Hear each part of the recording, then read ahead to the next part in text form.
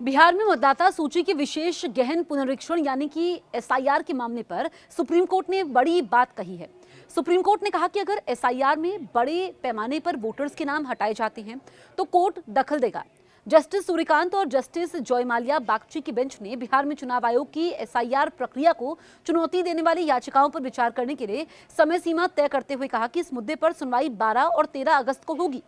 याचिकाकर्ताओं की ओर से पेश वरिष्ठ अधिवक्ता कपिल सिब्बल और अधिवक्ता प्रशांत भूषण ने एक बार फिर से आरोप लगाया कि चुनाव आयोग द्वारा 1 अगस्त को प्रकाशित की जाने वाली मसौदा सूची से लोगों को बाहर रखा जा रहा है, जिससे वो मतदान का अपना महत्वपूर्ण अधिकार खो देंगे।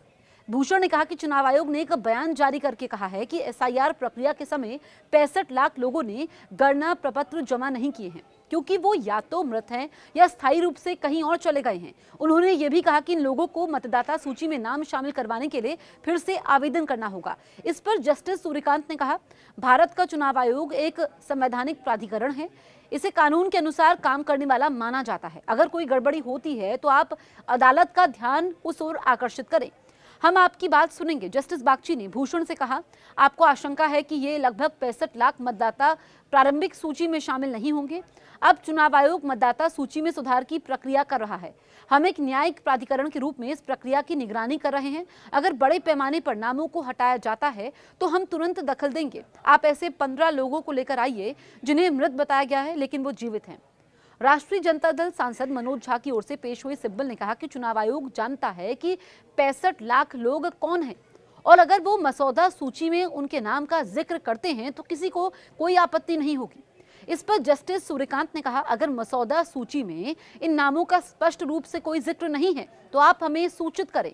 वहीं चुनाव आयोग की ओर से पेश वरिष्ठ अधिवक्ता राकेश द्विवेदी ने कहा कि ये मसौदा सूची प्रकाशित होने के बाद भी गणना प्रपत्र भरे जा सकते हैं।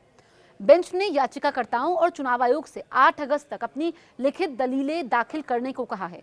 बेंच ने लिखित दलीलें दाखिल करने के लिए याचिकाकर्ताओं और चुनाव आयोग की ओर से नोडल अधिकारी नियुक्त किए हैं। एक गैर सरकारी संगठन एसोसिएशन फॉर डेमोक्रेटिक रिफॉर्म्स की ओर से पेश वरिष्ठ अधिवक्ता गोपाल शंकर नारायण ने कहा कि मतदाता सूची को अस्थायी तौर पर अंतिम रूप नहीं दिया जाना चाहिए और 1 अगस्त को मसौदा मतदाता सूची के प्रकाशन पर अंतरिम रोक लगनी चाहिए। वहीं बेंच ने कोर्ट के पिछले आदेश पर गौर किया जिसमें कहा गया था कि याचिकाकर्ता अंतरिम राहत के लिए अनुरोध नहीं कर रहे थे।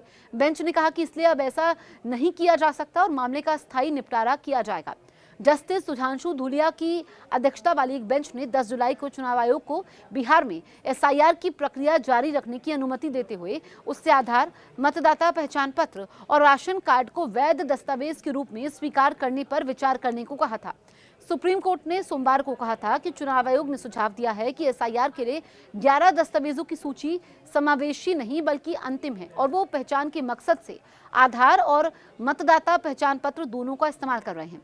द्विवेदी ने कहा था कि आधार नागरिकता का प्रमाण नहीं है और मतदाता पहचान पत्र पर भरोसा नहीं किया जा सकता क्योंकि ये एक संशोधन प्रक्रिया है, अन्यथा ऐसी कवायद का कोई मतलब नहीं था। इस पर जस्टिस सूर्यकांत ने कहा, दुनिया का कोई भी दस्तावेज जाली हो सकता है। चुनाव आयोग जालसाजी के मामलों से एक-एक कर निपट सकता है। सामूहिक रूप से नाम हटाने के बजाय सामूहिक रूप से नाम जोड़ने की दिशा में काम किया जाना चाहिए। द्विवेदी ने कहा कि चुनाव आयोग आधार और मतदाता पहचान पत्र दोनों स्वीकार कर रहा है, लेकिन कुछ सहायक दस्तावेजों के साथ चुनाव आयोग के हलफनामे में बिहार में मतदाता सूचियों की चल रही एसआईआर को उचित ठहराते हुए कहा गया है कि ये मतदाता सूची से अपात्र व्यक्तियों को हटाकर चुनाव की शुद्धता को बढ़ाता है।